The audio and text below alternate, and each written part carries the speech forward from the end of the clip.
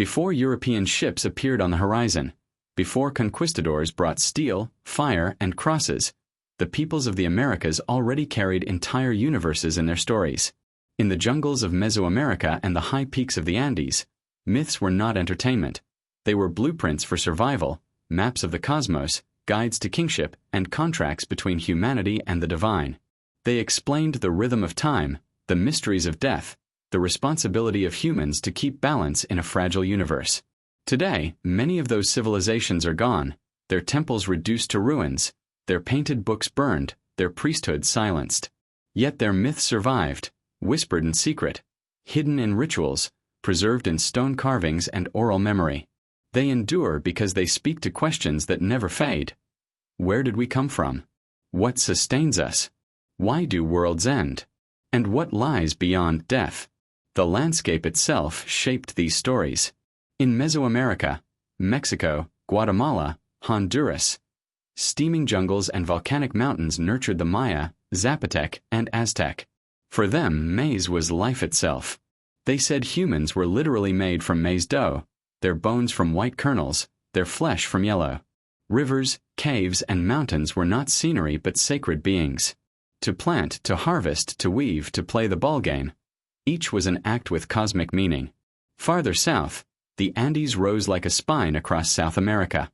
Here the Inca built the largest empire in pre-Columbian history, stretching across modern Peru, Bolivia, Ecuador, and Chile. They lived among peaks that touched the sky, where thin air and earthquakes made the landscape both majestic and terrifying. To them, mountains were living ancestors called apis, demanding offerings. The earth herself was Pachamama, mother and provider, to whom coca leaves and chicha beer were given before planting. The sun Inti was both god and political symbol, his warmth ensuring crops, his light legitimizing the Inca ruler. From these lands arose a pantheon of figures as vivid as any in world mythology. Among the Aztec, the most famous was Quetzalcoatl, the feathered serpent, god of wind, knowledge, and maize. He was a paradox, a divine teacher who gave fire, calendars, and wisdom to humans, but also a flawed figure who stumbled, fell into exile, and departed eastward. His counterpart was Tezcatlipoca, the smoking mirror, lord of night, sorcery, jaguars, and destiny. Together they embodied the tension between light and darkness, order and chaos. The Maya told of the hero twins, Hunahpu and Xbalanque. Born of a murdered father, they were summoned to the underworld, Xibalba, to face the lords of death. There they endured rivers of blood, houses of knives, ball games played with blades instead of balls. Time after time, they turned trickery back on their enemies. Finally, they sacrificed themselves, only to return in transformed form.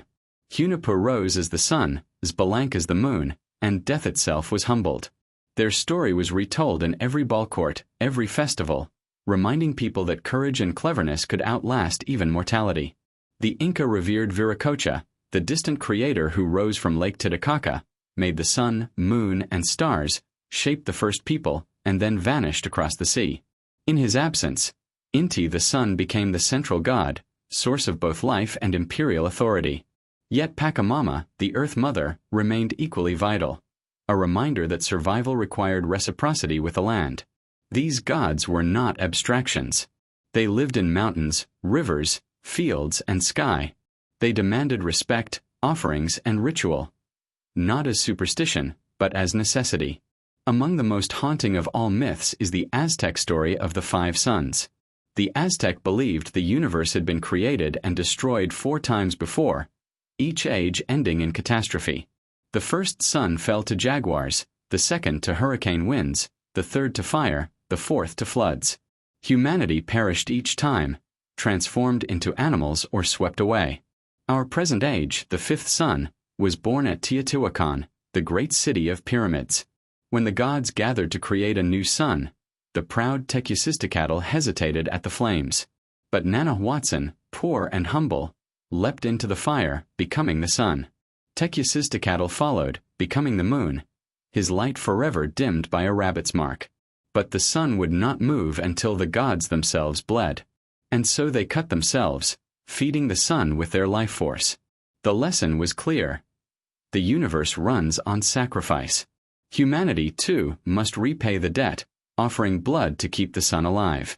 To the Aztec, every dawn was proof that the cosmos was fragile and demanded balance. It is a vision both unsettling and profound. The world exists not as a given, but as a bargain renewed each day.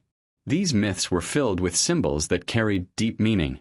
Maize was humanity itself. Jaguars embodied strength and transformation. Serpents symbolized renewal and fertility, while eagles soared as messengers between earth and sky. Numbers carried cosmic power. The Maya revered 13 heavens and 9 underworlds, weaving them into their sacred calendar. The Aztec ordered the universe into 5 directions: north, south, east, west, and the center. In the Andes, the tripartite cosmos, upper world, middle world, underworld, guided every ritual.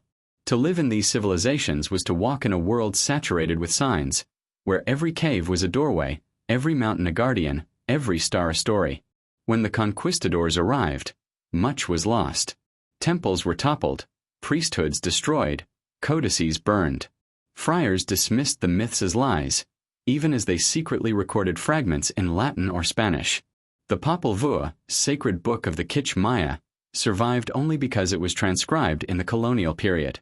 The Huarachairi manuscript preserved Andean myths, though filtered through Christian lenses.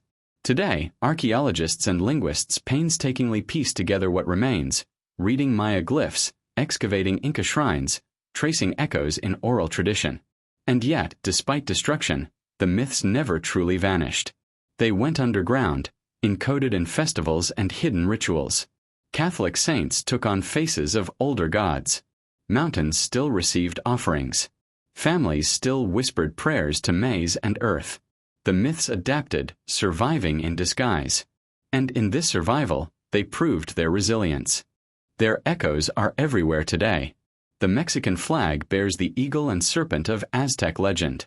Dia de los Muertos blends Catholic and indigenous ideas of the soul's journey, filling altars with marigolds and food for ancestors. In Peru and Bolivia, offerings to Pachamama still accompany planting seasons. Artists and writers draw from these myths, from Diego Rivera's murals of Quetzalcoatl to contemporary films like Coco. Even in global pop culture, fragments appear. The hero twins in literature, the apocalyptic 5 sons in movies, Quetzalcoatl in video games. Science has reframed these myths but not erased them. Archaeology shows how temples aligned with solstices, how the Maya tracked Venus with accuracy rivaling modern astronomy, how the Inca designed Cusco as a cosmic center. Anthropology records how rituals preserve reciprocity with Earth. Psychology sees in these myths archetypes that speak to all humanity: the hero's descent, the selfless sacrifice, the nurturing Earth, the cycle of death and rebirth. Myth and science, far from opposing, are 2 ways of answering the same questions. And so we return to the beginning. Why do these myths still matter? They remind us that time is not endless progress, but fragile cycles. That humanity is not separate from nature, but made of it. That sacrifice and humility sustain life more than pride and power. That death is not an ending but transformation. And above all, that imagination itself is survival, the ability to weave story into meaning and meaning into life. When you see the sun rise, remember Nana Watson, the humble god who leapt into fire. When you look at the moon, see the rabbit's shadow that marks humility. When you eat maize, recall the Maya who said it is your flesh and bone. When you walk a mountain path, think of the Inca who saw ancestors in the peaks. And when you face fear or loss, remember the hero twins, who entered darkness and returned as light. The myths of the Americas are not forgotten. They live in stone pyramids and Andean terraces, in festivals and languages, in art and memory. They are still speaking, whispering that every ending is also a beginning, that the veil between worlds is thin, that life itself is a cycle of sacrifice and renewal. They remind us that to be human is to be part of a story far larger than ourselves, a story that began long before us and will continue long after, written in maize, in mountains, in stars.